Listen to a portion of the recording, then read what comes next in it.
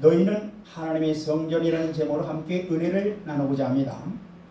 구약의 이스라엘 백성들이 애굽의 종살이에서 구원함을 받고 광야 생활을 마감하고 가나안에 들어가 새로운 문화를 접하게 될 이스라엘이 하나님을 떠나 자유분방한 생활에 젖어들 것을 경고하기 위해서 출애굽기 23장 20절로 25절의 말씀을 주신 것은 하나님의 은혜로 구원받고 천국을 향하여 이 세상을 살아가는 성도들에게도 교훈하기 위해서 주신 말씀입니다.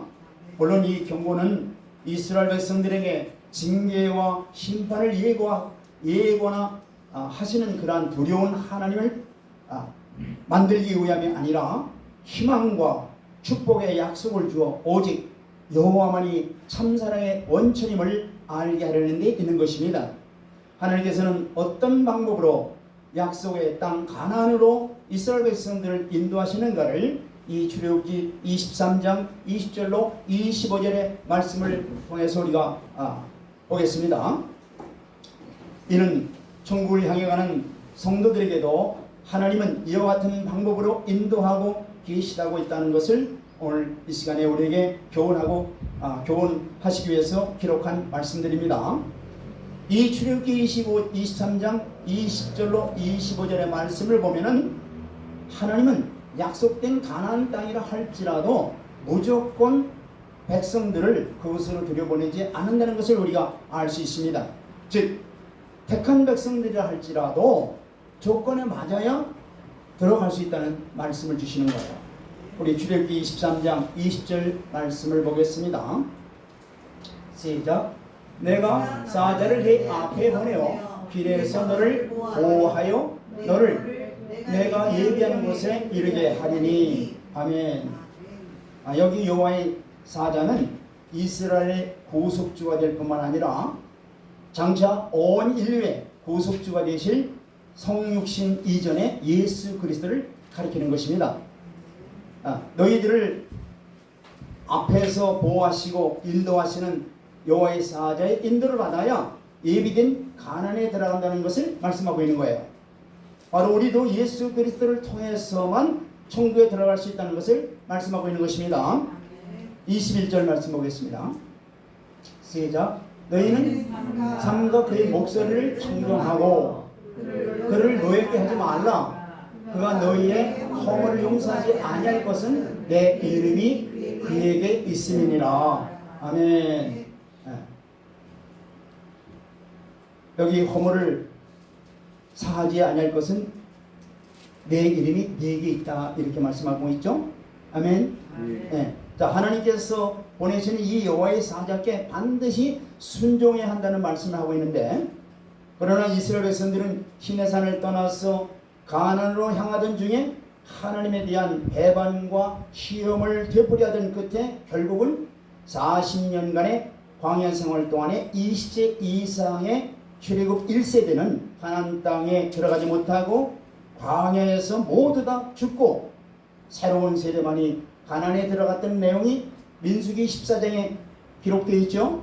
네. 여기 허물이라고 하는 것은 단순히 잘못이나 금을 말하는 것이 아니라 반항이나 반역 등과 같이 적극적으로 범죄 행위를 가리키는 거예요. 네. 사실 그분이 말씀하시는 것을 이스라엘 백성들이 불순종하는 것은 바로 모세에게 하는 것이 아니라 하나님께 반역하는 죄와 같은 것입니다. 왜 반역죄와 같으냐면은 하나님의 이름이 모세 안에 있기 때문에 그런 거예요. 아멘. 이는 하나님께서 보내신 그 사자에게는 하나님이 함께 임재하여 계심으로 그를 하나님처럼 대해야 함을 말씀하고 있는 것입니다. 하나님 예수님이 이 세상에 오실 때 누구의 이름으로 오셨어요? 아멘. 우리 볼까요? 요한복음 5장 43절 말씀 보겠습니다. 시작. 나는 내 아버지 이름으로 왔음에 너희가 영접하지 아니하나 만일 다른 사람이 자기 이름으로 오면 영접하리라. 아멘. 예수님이 이 땅에 오셨을 때 누구의 이름으로 오셨다고 그랬어요? 네, 아버지 이름으로 오신 거예요. 이와 마찬가지로 오늘날에도 하나님께서는 예수 그리스도와 함께 계시며 그를 통해서 일일이 성도에게 찾아오시는 겁니다. 22절 말씀 보겠습니다. 예, 출애굽기 23장 22절 말씀. 시작. 네가 그의 목소리를 잘 충동하고 내 모든 말대로 행하면 내가 네 원수에게 원수가 되고 네 대적에게 대적이 될지라. 아멘. 여러분은 하나님의 말씀에 잘 순종하며 나가는데, 그런데 만약에 여러분에게 어떤 원수가 나타났다면 여러분들은 그 원수를 어떻게 해결하겠습니까? 여러분들 힘으로 해결할 것입니까? 아니에요. 뭐라고 말씀하세요? 하나님께서 친히 원수를 하나님이 갚아주니 하나님께 맡기라고 그러죠. 아멘. 우리가 살다 보면은 우리 앞에 원수가 생길 수 있어요. 그럴 때 우리가 여러분들이 스스로 그 원수를 갚으라 하지 마시길 바랍니다. 하나님께서 친히 갚아주신다고 약속하고 있습니다. 자, 24절 말씀 보겠습니다. 시작. 내 사자가 네 앞서가서 너를 아모리 사람과 헷 사람과 브리스 사람과 가나안 사람과 히윗 사람과 여부스 사람에게로 인도하고 나는 그를 끊으리니. 아멘. 네. 자, 우상 숭배하지 말고 성결해야 한다고 말씀하고 계시죠. 가나안 족속들이 우상 숭배하는 것을 결코 본받지 말고 반드시 깨뜨리고 반드시 부수라고 명령하고 계십니다. 하나님의 뜻은 이스라엘 백성들이 단순히 우상 숭배 행위를 본받지 않은 것에 그치지 않고 적극적으로 사악한 이방의 종교 습관을 완전히 근절해 버리는 것이 하나님의 뜻이에요. 이런 우상 숭배 죄를 범하면은 어떻게 될 것인가를 솔로몬 성전을 봉헌할 때 드린 기도를 중에서도 우리가 알 수 있어요. 우상 숭배를 했을 경우에 어떻게 된다는 것을 바로 솔로몬 성전을 이제 봉헌할 때 드린 기도 중에 우리가 알 수 있어요. 한번 볼까요? 열왕기상 9장 7절을 보겠습니다. 열왕기상 9장 7절 시작. 내가 이스라엘을 내가 그들에게 준 땅에서 끊어버릴 것이요 내 이름을 위하여 내가 거룩하게 구별한 이 성전이라도 내 앞에서 던져버리리니 이스라엘은 모든 민족 가운데서 속담거리와 이야기거리가 될 것이며. 아멘. 자, 이스라엘 패망의 직접 원인이 뭔지 아십니까? 바로 강대국의 침공이나 또는 국력의 미비 등에서 온 것이 아니라 우상 숭배 때문에 이스라엘이 멸망받은 것입니다. 이 우상 숭배는 하나님과 이스라엘이 맺고 있는 언약을 뿌리째 흔드는 영적 간음죄와 같은 거예요. 이 성전의 가치는 어디에 있느냐? 하나님과의 관계로 말미암아 갖게 되는 거룩함에 있다는 겁니다. 아멘. 저 여러분들은 하나님의 영이 거하시는 성전이에요. 이스라엘 백성들은 약속된 그 성전에 하나님이 임재하신다고 약속한 것 같이 우리 신약의 하나님의 백성들에게는 바로 하나님의 영이 우리에게 임하신다고 말씀하시는 거예요. 아멘. 이 성전의 가치 바로 뭐예요? 거룩함에 있는 거예요. 그런데 하나님이 관계를 끊고 버린 성전은 보통 뭐예요? 건물에 지나지 않는 거예요. 다를 바가 없는 겁니다. 부인의 식지로 솔로몬 선지는 우상 숭배와 같은 이스라엘 백성들의 가증한 범죄로 말미암아 BC 586년에 바벨론 왕 느부갓네살에 의해서 약탈당하고 파괴당하고 불타버렸죠.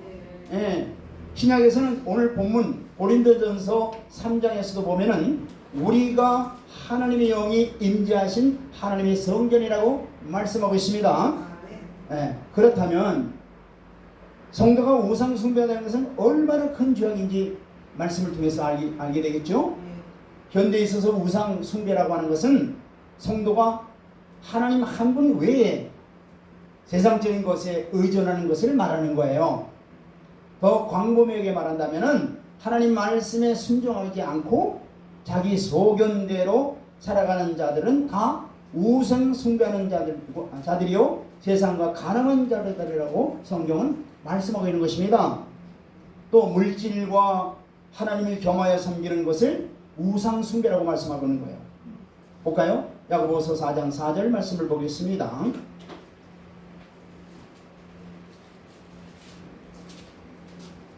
시작. 가늠한 여자들아 세상과 벗된 것이 하나님과 원수됨을 알지 못하느냐. 그런즉 누구든지 세상과 벗이 되고자 하는 자는 스스로 하나님과 원수되는 것이니라. 아멘. 여기 가늠한 여자는 누굴 말할까요?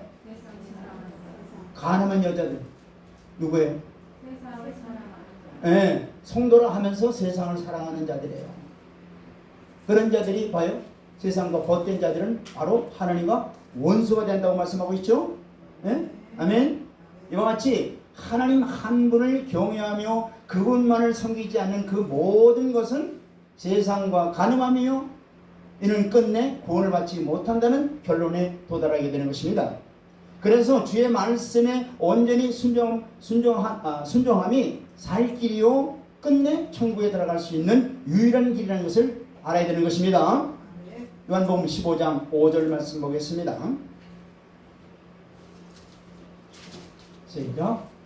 나는 포도나며 너희는 가지라. 그가 내 안에 내가 그 안에 거하면 사람이 열매를 많이 맺나니 나를 떠나서는 너희가 아무것도 할 수 없느니라. 아멘. 예수님을 떠나서는 우리가 아무것도 할 수 없는 거예요. 할 수 있는 것처럼 보이죠? 이 말씀과 같이 예수님을 떠나면은요 아무것도 할 수 없어요. 예.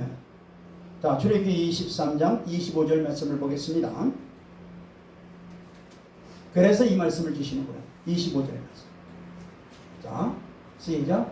네 하나님 여호와를 섬기라. 그리하면 여호와가 너희의 양식과 물에 복을 내리고 너희 중에서 병을 제하리니. 아멘. 자, 하나님만 섬기라는 말씀입니다. 하나님께서 하나님 백성들로 삼아주시면 백성들이 오직 하나님의 뜻에 따라 행하며 오직 그만 섬김을 받기 위해서 택해 주시고 구원해 주셨다고 말씀하시는 겁니다. 아멘. 저와 여러분들을 구원하시면 오직 하나님만 섬기기 위해서 우리를 구원하신 거예요. 할렐루야. 신명기 10장 12절로 13절 말씀을 보겠습니다. 그래서 이런 약속을 하나님이 또 주시는 거예요. 자, 신명기 10장 시작. 이스라엘아, 네 하나님 여호와께서 네게 요구하는 것이 무엇이냐? 곧 네 하나님 여호와를 경외하여 그의 모든 도를 행하고 그를 사랑하며 마음을 다하고 뜻을 다하여 네 하나님 여호와를 섬기고. 아멘. 여기 이스라엘아 하면은 지금부터 그 구약 시대의 그 이스라엘만 말씀하는 걸까요? 아니요. 우리 예수 안에 있는 모든 자들은 다 뭐예요? 이스라엘을 말씀하고 있는 거예요. 우리에게 지금 말씀하는 거예요. 예. 우리에게 말씀하는 게 뭐예요? 네 하나님 여호와를 경외하여 그의 모든 도를 행하고 그를 사랑하며 마음을 다하고 뜻을 다하여 네 하나님을 여호와를 섬기라고 그랬잖아요. 13절 시작. 내가 오늘 네 행복을 위하여 네게 명하는 여호와의 명령과 규례를 지킬 것이 아니냐. 아멘. 우리에게 행복을 주시기 위해서, 우리에게 복을 주시기 위해서 하나님이 이렇게 명령과 규례를 주신다는 것을 우리가 깨달아야 됩니다. 아멘. 어쨌든 이 전제들은 바로 오직 여호와 하나님만을 섬기고 여호와 하나님을 마음과 뜻을 다하여 사랑하는 믿음과 우상 숭배 배경으로 요약할 수 있는 거예요. 즉 출애굽기 23장 20절로 25절에 주신 이 전제 조건, 여기 이 전제 조건이 뭐예요? 오직 하나님만 섬기고 우상 숭배하지 말라는 그런 전제 조건 하에서 이제 하나님께서 복을 내려주신다는 말씀입니다. 아멘. 아멘. 한편 이러한 순종 여부에 따라서 하나님의 보호하심과 인도하심과 승리와 물질과 육체의 축복 등을 약속하고 계시는 겁니다. 이상에서처럼 하나님은 축복을 약속하시면서까지 하나님의 백성들이 거룩한 생활을 하며 하나님의 말씀에 순종하고 그분을 위해서 적극 섬기라고 촉구하고 있는 것입니다. 이것이 죄에 대해서 연약한 인간이 자기를 지켜내는 유일한 방법이기도 하는 것입니다. 오염된 죄를 물리치기 위해서는 반드시 자기 경건과 섬김이 절대적으로 필요한 것입니다. 물론 이때 성령님의 도움이 반드시 필요한 것이죠. 그분이 구약시대에는 이 여호와의 사자께서 성막이나 성전을 통해서 임재하셔서 백성들을 선지자들이나 제사장들이나 왕을 통해서 다스려 오신 거예요. 신약시대에 와서는 그 여호와의 사자께서 친히 인간의 몸을 입고 죄인들을 구원하시려고 이 땅에 오신 것입니다. 성육신하신 것입니다. 그분이 바로 예수 그리스도세요. 그분이 십자가의 부활을 통해서 공생의 사역을 마치시고 승천하시고 이 땅에 말씀을 남기시고 보혜사 성령을 보내주셔서 이제는 죄인들을 구원하시는 일을 말씀과 함께 성령으로 함께 역사하시고 계시는 것입니다.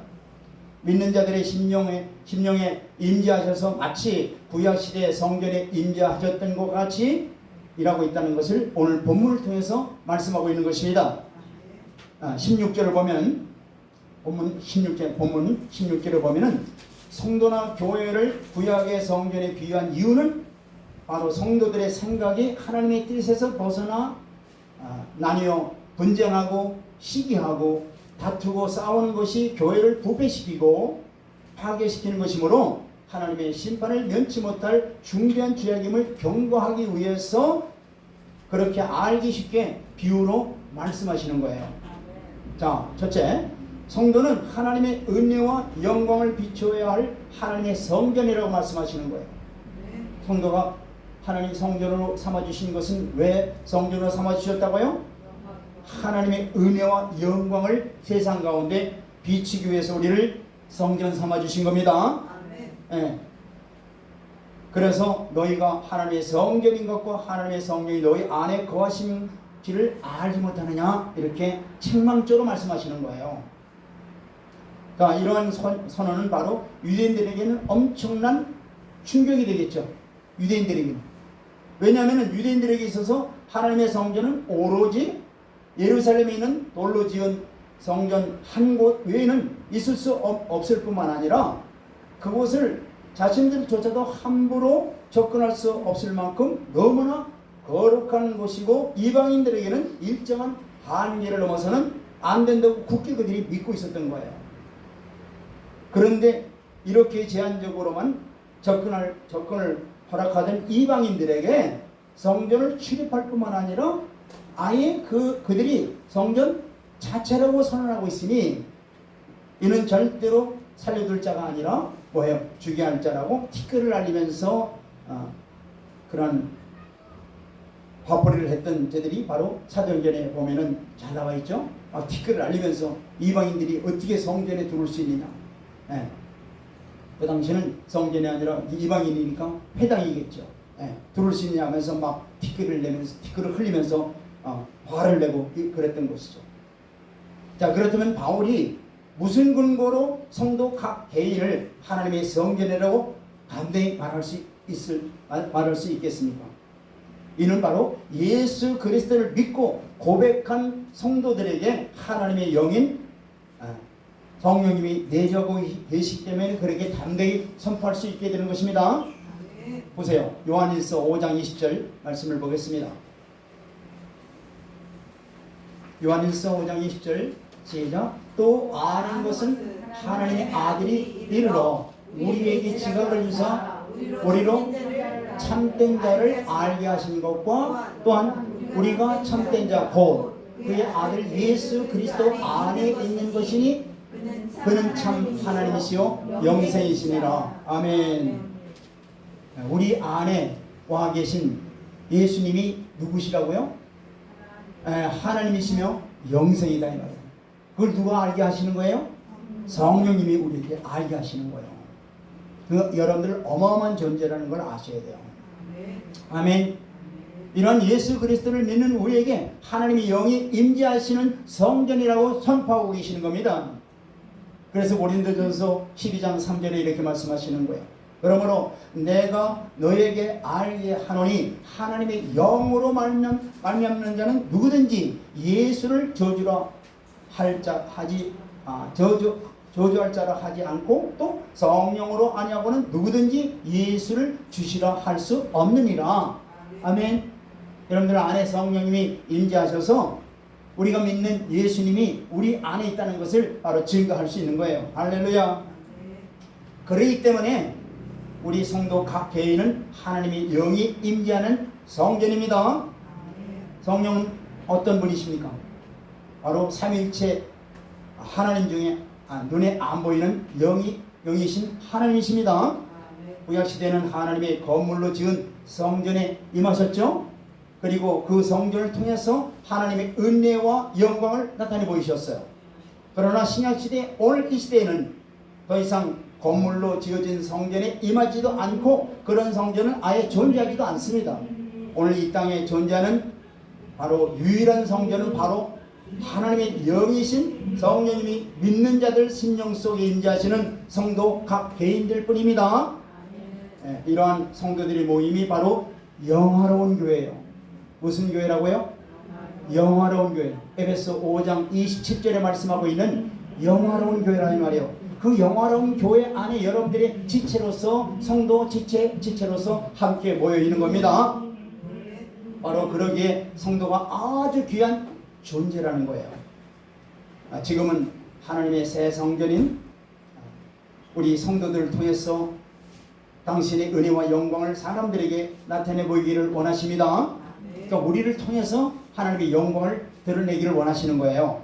그러므로 우리 모든 성도들은 단지 예수 믿고 구원 얻어 나 한 사람만 영생의 축복을 얻으면 만족한다 이걸로 끝나는 게 아니라 온 만민에게 여러분들이 하나님의 영광을 드러낼 하나님의 성전이라는 것을 깊이 깨달으시길 바랍니다. 우리는 일찍이 성전에 드려지는 희생의 피뿌림과 말씀의 선포로 이스라엘이 거룩해졌던 것 같이 이제는 하나님과 세상을 위해서 자신을 희생하고 말씀과 진리를 전파하는 성례적인 삶을 우리가 살아드려야 될 줄 믿습니다. 그러므로 이 세상을 날마다 거룩하게 하는 성전의 역할을 감당할 뿐만 아니라 세상의 죄인들로 우리를 통해서 하나님께 나아가 회개하고 구원을 얻을 수 있도록 여러분들의 전도의 통로가 되어야 될 줄 믿습니다. 그래서 마태복음 5장 16절에 이렇게 말씀하고 계시는 겁니다. 마태복음 5장 16절 시작. 이와 같이 너희 빛이 사람 앞에 비치게 하여 그들로 너희 착한 행실을 보고 하늘에 계신 너희 아버지의 영광을 돌리게 하라. 아멘. 여러분들의 아름다운 행실을 보고 세상 사람들 하여금 하나님께 영광을 돌리게 하라는 얘기입니다. 아멘. 두 번째는 성령이 내 안에 내주하시는 걸 우리가 어떻게 아는 얘기예요. 우리가 하나님의 성전이라는 이 엄청난 사실을 확인하려면 우리 안에 성령께서 계시다는 사실을 분명하게 알 수 있어야 하는데 무엇을 보고 알 수 있느냐는 얘기예요. 성도가 되었다고 해서 외적으로 아무 변화도 없는데 어떻게 우리 안에 성령이 와 계시다는 것을 알 수 있느냐는 얘기예요. 우리는 무엇으로 이를 확인할 수 있겠어요? 어떤 분들은 아마 이에 대해서 대답하기를 방언도 하고 신유 혹은 또는 귀신 쫓아내는 것이나 이적을 행하는 등의 여러 가지 표적들을 제시하면서 저분 안에는 성령이 와 계시는구나, 저런 이적과 표적이 일어나니까 그렇게 말하는 사람도 있을 거예요. 또 어떤 분들은 병이 낫는 체험이나 또는 사업이 번창하는 축복 등을 통해서 성령의 은혜가 임했다고 말하는 사람도 있을 겁니다. 물론 그런 것들도 성령의 내주하심으로 나타나는 증거 중에 하나입니다. 그러나 이런 것들은 간접적으로 증거는 될 수 있으나 가장 분명하고 참된 증거는 될 수 없습니다. 그러한 표적들은 여타 여러 종교에서도 나타날 수 있는 하나의 현상입니다. 또한 이 세상에는 믿는 사람보다 믿지 않는 사람들이 더 건강하고 더 많은 재물을 모으며 세상적인 성공과 출세를 하는 것들을 많이 볼 수 있어요. 그러나 우리는 그러한 표적인 결과들이 나타났다고 해서 이를 반드시 성령의 역사라고 단정할 수는 없습니다. 그렇다면 성령께서 우리 안에 임재하시고 내주하시는 가장 확실한 증거는 무엇일까요? 성경에 보면 만세 전부터 성도들을 위해서 예비하신 모든 비밀과 은혜를 성령을 통해서 알게 하셨다고 말씀하고 있습니다. 요한일서 4장 13절 말씀 보겠습니다. 성령을 통해서 이걸 가르쳐 주시는 거예요. 시작. 그의 성령을 우리에게 주심으로 우리가 그 안에 거하고 그가 우리 안에 거하시는 줄을 아느니라. 아멘. 성령이 여러분들이 진리 안에 있고 진리가 우리 안에 있다는 것을 성령이 우리에게 밝히 가르쳐 주심으로 말미암아 알 수 있는 거예요. 그리고 이러한 하나님의 은혜와 진리의 비밀의 핵심은 바로 예수 그리스도께 집중되어 있는 겁니다. 아멘. 그러므로 성령의 본질적인 역사는 바로 우리의 죄와 예수 그리스도의 은혜를 바로 알고 바로 깨닫고 믿는 거예요. 할렐루야. 예, 십자가를 통한 믿음이에요. 할렐루야. 그래서 에베소 1장 7절에 이렇게 말씀하시는 겁니다. 우리가 그리스도 안에서 그의 은혜의 풍성함을 따라 그의 피로 말미암아 구속 곧 죄사함을 받았느니라. 아멘. 우리가 죄사함을 받은 것 어떻게 알아요? 성령께서 가르쳐 주시는 거예요. 예수님이 십자가에 피 흘리심은 바로 우리의 죄 때문에 피를 흘리셨다는 것을 성령께서 친히 우리에게 가르쳐 주심으로 말미암아 알게 되고 믿게 되는 거예요. 이 말씀을 믿을 수 있는 것은 바로 우리 안에 계신 성령의 역사로 말미암아 되는 것입니다. 베드로전서 1장 18절로 19절 말씀을 보겠습니다. 시작. 너희가 알거니와 너희 조상이 물려준 헛된 행실에서 대속함을 받은 것은 은이나 금 같은 없어질 것으로 된 것이 아니요. 네. 여기 조상들이 물려준 헛된 행실이 뭐예요? 네? 이게 아담으로부터 내려온 이 죄죠. 거기에 대속함을 받은 것은 금이나 은 같은 것으로 되는 게 아니라 이제 그 다음 19절 보세요. 시작. 오직 그 먹고 저 먹는 어린 양을 같은 그리스도의 보배로운 피로 된 것이니라. 아멘. 아무리 희한한 능력이 나타나고 기적이 일어나고 축복을 쏘나기처럼 체험한다고 해도 우리가 죄인이라는 사실과 이를 위한 그리스도의 십자가의 은혜를 알지 못한다면, 그래서 그리스도를 구주로 믿고 영접하지 못한다고 한다면, 하나님을 아버지로 부르지 못한다면 그것은 결코 성령의 증거가 아니에요. 즉 우리가 진정으로 예수 그리스도를 구주로 믿어 고백하고 하나님을 아버지로 부른다면 그것이 바로 우리 안에 성령이 내주하는 증거입니다. 그러므로 여러분은 여러분의 죄를 정케하신 예수 그리스도의 십자가에 대한 믿음이 있는지, 그리고 말씀에 기록된 모든 진리와 계시가 마음에 받아들이는지를 또한 이에 대한 감사와 찬양이 있는지를 여러분들 스스로가 살펴보아야 될 것입니다. 만약 그런 감동 감화가 없다면 성령의 역사가 아니고 성령이 내주하고 계시는 게 아니에요. 그리고 이러한 사실이 믿어지고 고백되며 이 모두를 위한 은혜를 주신 하나님을 아버지로 볼 수 있다면 분명 여러분들 안에 성령께서 내주하고 계심을 확신하시길 바랍니다. 오늘로 그 내주하시는 성령의 인도를 따라 여러분 자신들을 더욱 하나님이 거룩하시는 거룩한 집으로 지어 나가야 될 것입니다. 계속적으로 여러분들 거룩한 집으로 만들어 가야 되는 거예요. 에베소 2장 22절에 이 말씀을 하시는 겁니다. 그래서 자, 에베소 2장 22절 시작. 너희도 성령 안에서 하나님이 거하실 처소가 되기 위해서 그리스도 예수 안에서 함께 지어져 가느니라. 아멘. 우리가 점점 에베소서 4장 13절의 말씀과 같이 하나님의 아들을 아는 일과 믿는 일에 하나가 되어 온전한 사람을 이루어 그리스도의 장성한 분량에 이르기까지 점점 자라나야 될 것입니다. 이렇게 성령이 내주하시는 아름다운 집을 지어가려면 살아계신 하나님의 말씀을 날마다 먹고 겸손히 순종해 나가야 되는 것입니다. 할렐루야. 자라나려면 뭘 먹으라고요? 하나님의 말씀을 날마다 먹고 그 말씀에 온전히 겸손히 순종해 나가야 되는 거예요.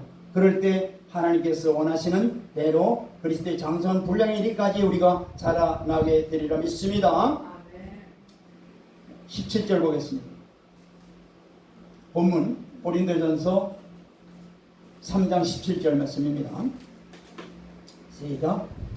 누구든지 하나님의 성전을 더럽히면 하나님이 그 사람을 멸하시리라. 하나님의 성전은 거룩하니 너희도 그러하니라. 말씀을 잘 들으시길 바랍니다. 성전을 더럽히면 뭐라고요? 멸한다는 사실을 알아야 돼요. 성전을 더럽히면 멸하는 거예요. 설마 약속한 대로 그대로 됩니다. 누구든지 하나님의 성전을 더럽히면 하나님의 엄중한 심판을 피하지 못한다고 분명히 말씀하고 계십니다. 이 하나님의 영이 계신 여러분의 몸인 성전이 말씀을 먹고 그리고 성령의 인도를 따라 순종함으로 나아가야 하나님이 기대하시는 만큼 자라나 복된 그릇이 되어야 할 텐데, 그것은 고사하고 오히려 하나님의 성전을 더럽히면 누구를 막론하고 하나님의 엄중한 심판을 피할 수 없다고 말씀하고 있습니다. 왜냐하면 하나님의 성전을 더럽힌 것은 바로 하나님을 모독하는 도전의 행위입니다. 하나님을 모독하는 도전의 행위예요. 이게. 그래서 율법에는 성전을 더럽힌 자에게는 사형에 처하거나 선민 공동체에서 완전 추방하도록 명령하고 있어요. 민수기 19장 20절 말씀 보겠습니다. 민수기 19장 20절 시작. 사람이 부정하고도 자신을 정결하게 하지 아니하면 여호와의 성소를 더럽힘이니 그러므로 회중 가운데에서 끊어질 것이니라.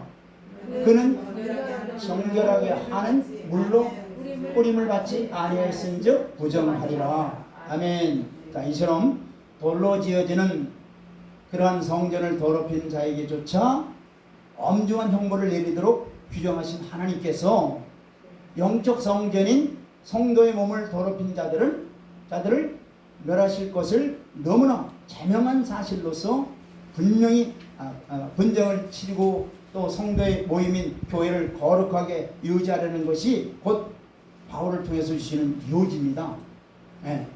바울 당시 고린도 교인들은요, 당파를 지어서 분쟁을 하고 서로 싸우고 시기하고 심지어는 입에도 담을 수 없는 음란죄까지 버젓이 자행하고 있다고 성경은 말씀하고 있어요. 고린도전서 5장 1절에 너희 중에 심지어 음행이 있다 함을 들으니 이런 음행은 이방인 중에서라도 없는 것이라 누가 그 아비의 아내를 취하였다 하는도다. 이게 바로 당시의 고린도 교회의 모습입니다. 자, 이런 자들은 하나님의 거룩한 성전을 더럽히고 파괴하는 자들로서 하나님의 심판을 면치 못할 자들이라고 말씀하고 있는 거예요. 아마도 모르긴 뭐라도 은밀히 죄를 짓고도 회개하지 아니하고 다니는 자가 자기 몸인 성전을 더럽히고 다니는 자들이 아마 있을 거예요. 이것쯤이면 모르겠지 하면서 여러분들 하나님이 성전을 삼아주셨는데도 불구하고 은밀한 죄를 지으면서 회개하지도 아니하고 더럽힌 몸으로 갖고 다니는 사람들이 있을 겁니다. 성도 자신은 스스로 죄와 불의를 멀리 함으로써 하나님의 성령이 거하시는 전을 언제나 깨끗하게 유지할 책임이 있는 거예요. 만일 성도가 자기 몸을 죄 가운데 두고 불의를 행한다면 심판을 면할 수 없는 것입니다. 물론 우리는 연약해서 죄를 전혀 짓지 않을 수는 없어요. 여기서 말하고 있는 것은 바로 실수로 범하는 죄를 말하는 것이 아니고 죄를 습관적으로 범할 뿐만 아니라 죄를 짓고도 회개하지 않고 자기들에 대해서는 죄를 짓지 않는 자들에 대해서는 하나님과 하나님의 거하시는 전을 오독한 것으로 엄히 징벌할 것을 말씀하고 있는 겁니다. 특히 고질적으로 고치지 않는 자기 완고한 고집, 그것으로 하나님께 영광을 가리는 것이 바로 자신을 있나 없나를 자기 자신들이 한번 돌이켜 봐야 될 것입니다. 하나님은 그런 죄를 그냥 넘어가시는 분이 아니에요. 그렇기 때문에 깊이 자기 자신을 점검하시길 바랍니다. 자기 고집으로 하나님 말씀을 주시는데도 불구하고 말씀대로 순종하지 않고 회개하지 아니하고 그냥 나가는 자들이 있는가, 자기 자신을 돌이켜 봐야 될 것입니다. 자기 몸이 하나님의 영이 거하시는 거룩한 성전이기에 자기 자신이 죄와 불의 가운데 거하지 않도록 늘 경계를 해야 되는 거예요. 그래서 베드로전서 1장 16절에 내가 거룩하니 너희도 거룩할지니라 하신 이 말씀, 하나님 앞에 순종해서 늘 거룩한 삶을 살도록 애쓰는 저와 여러분들이 되길 주의 이름으로 축원드립니다. 시편 24편 3절로 5절 말씀을 보겠습니다. 자, 그래서 우리는 어떤 자들이 되어야 되느냐? 자, 시편 24편 3절 시작. 여호와의 산에 오를 자가 누구며 그의 거룩한 곳에 설 자가 누구인가? 여호와의 산에 오를 자가 누구냐? 여호와 하나님이 함께 동거할 자가 누구냐? 이게 누구예요? 거룩한 곳에 설 자가 누구예요? 바로 사제요. 사제. 시작. 곧 손이 깨끗하며 마음이 정결하며 뜻을 허탄한 데 주지 아니하며 거짓 맹세하지 않은 자로다. 아멘. 네. 여기 본문에 18절로 19절에 보면은 고린도전서 18절 19절에 보면은 사도 바울은 고린도 교인들을 향해서 세상의 지혜는 하나님께 어리석은 것이니까 이를 버리고 하나님 말씀을 따름으로써 오히려 겉으로 보기에는 미련한 일처럼 보이지만은 하나님의 말씀에 순종하라고 이렇게 말씀하는 걸 볼 수 있습니다. 하지만 사실 이 말씀처럼 사람들이 받아들이고 실천하기는 참 힘듭니다. 여러분들 다 체험하고 있잖아요. 정말 하나님 말씀대로 우리가 그대로 100% 순종하기는 참으로 힘듭니다. 왜냐하면은 우리 인간들은 천부적으로 생각하는 것이 생각하는 그런 능력과 판단력을 다 가지고 있어요. 일단 자기 생각이 옳다고 여겨지면은 그 외에 어떤 생각은 어떤 것은 받아들이지 않는 거부하는 습관이 다 있어요. 내가 처음에 휠이 꽂힌다리죠. 그러면은 이게 옳든지 이게 그러든지 휠이 꽂히면은 누가 뭐래도 그대로 하는 습관들이 다 아담 이후의 모든 사람들이 다 그런 습성을 갖고 있다는 얘기예요. 그리고 이런 습관은 나이가 든 어른들만 해당되는 게 아니에요. 어린 아이들까지 똑같아요. 어느 정도 나이가 들어가면은요, 자기 생각을 가지게 되고 그때부터 벌써 부모의 말을 듣지 않아요. 자기 고집대로 하려고 하기 때문에 부모의 마음을 아프게 하는 그 자녀들이 너무나 많죠. 그런데 사도 바울을 통해서 하나님께서 이러한 이성과 함께 죄성을 지님으로 해서 잘못된 길로 가려고 하는 습관이 있는 우리들에게 우리의 생각과 인간적인 지혜를 버리고 하나님의 말씀을 따르라고 강력하게 교훈하고 계시는 것입니다. 이것이 바로 자기 부인이에요. 아멘. 지혜를 버리고 하나님의 말씀을 따르라고 강력하게 교훈하고 계시는 거예요. 오늘 우리는 진정한 생명과 승리의 길을 나가기 위해서는 먼저 우리의 어리석은 생각과 판단을 다 내어버리고 오직 참되고 영원한 지혜인 하나님의 말씀을 따라야만 하겠습니다. 그래야만 살 수 있는 길을 열어주시는 거예요. 정녕 우리를 세상이 보기에 아무리 미련하게 보일지라도 날마다 성령으로 자아를 복종시키고 묵묵히 말씀과 성령의 인도를 따라감으로써 궁극적으로 승리의 영광에 도달하는 참다운 지혜로운 자들이 다 되길 주의 이름으로 축원드립니다. 빌립보서 2장 13절에 너희 안에서 행하시는 이는 하나님이시니 자기 기쁘신 뜻을 위하여 너희로 소원을 두고 행하시나니. 아멘. 저와 여러분들에게 하나님께서 뜻하시는 뜻이 있어서 다 하나님의 뜻을 두시고 하나님이 여러분들을 이끌어 가시는 거예요. 그래서 잠언서 3장 5절로 6절 말씀에 너는 마음을 다하고 여호와를 의뢰하고 내 명철을 위하지 말라. 너는 범사에 그를 인정하라. 그러면 네 길을 기도하시리라. 아멘. 말씀 하나 보고 마치겠습니다. 로마서 8장 11절 말씀 보겠습니다. 로마서 8장 11절 시작. 예수를 죽은 자 가운데서 살리신 이의 영이 너희 안에 거하시면 그리스도 예수를 죽은 자 가운데서 살리신 이가 너희 안에 거하신 이의 그의 영으로 말미암아 너희 죽을 몸도 살리시리라. 아멘. 굉장히 중요한 말씀하시는 거 이거예요. 성령이 다 처음부터 끝까지 하는 거예요. 거듭나게 하시는 것도 누가 하신다고요? 성령이 하시는 거예요. 성령이 떠나는 게 아니에요. 여러분들 안에 믿는 자 안에 거하시는데 맨 마지막 보세요. 맨 마지막 우리가 장성한 분량까지 하나님께서 자라게 하시는 것도 하나님이 하시는데 성령이 하시는 거예요. 그러면 이 성령이 뭐 하시느냐? 끝에 가서 예수님이 재림할 때 이런 자들을 몸의 구속을 이루신다는 말이에요. 몸의 구속이 뭐예요? 몸의 구속. 몸의 구속이 뭐예요? 아 이게 예? 아멘. 부활의 부활. 여기 성령님으로 우리가 믿게 하는 거는 이거 뭐예요? 이거는 거듭남이죠. 거듭남이잖아요. 그래서 영혼을 부활시키는 거잖아요. 영혼. 그러나 맨 마지막 때에 성령이 하시는 일은 뭐냐? 바로 우리의 몸의 구속까지 이룬단 말이에요. 즉 부활된단 말이에요. 하르파죠. 다시 말해서 뭐예요? 들림 받는 거예요. 할렐루야. 그래서 그날에 주님과 함께 들어가서 주님과 왕으로 타게 되는 거예요. 할렐루야. 그러니까 얼마나 중요하냐면은 우리가 믿음을 받아서 자라나야 된다는 거예요. 계속 자라나서 장사한 분량에 이르렀을 때 이런 자들을 하나님께서 부활시켜서 그날에 주님과 함께 영원히 함께하는 거예요. 할렐루야. 우리가 그냥 믿고 그냥 끝나는 게 아니라 믿어서 자꾸 어떻게 자라나야 되는 거예요. 자라나는 방법은 아까 말씀드렸죠. 주의 말씀을 날마다 먹고 겸손히 순종해 나가는 거예요. 할렐루야. 그럴 때 하나님께서는 하나님의 약속하신 대로 하나님의 계획하신 대로 우리를 오셔서 그리스도의 나라인 천년왕국에 우리를 왕같은 제사장들로 삼아 주시리라 믿습니다. 아멘.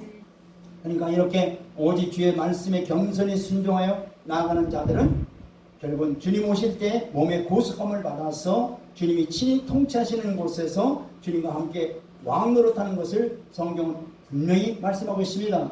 우리는 이런 것에 우리가 속하는 자들이 되길 주의 이름으로 축원드립니다. 아멘. 기도하겠습니다. 하나님 아버지 감사드립니다. 우리의 생각과 우리의 방법대로 살아갔던 우리를 아버지 뜻대로 살아갈 수 있도록 우리에게 깨우쳐 주신 하나님께 감사드립니다. 하나님의 뜻을 두시고 우리를 인도해 가시는 하나님, 항상 하나님의 말씀을 더욱 깨닫게 하시고 그 말씀과 성령의 인도하심을 따라 살아가는 성령의 사람들로 우리를 만들어 주시옵소서. 예수 그리스도의 이름으로 기도드리옵나이다. 아멘.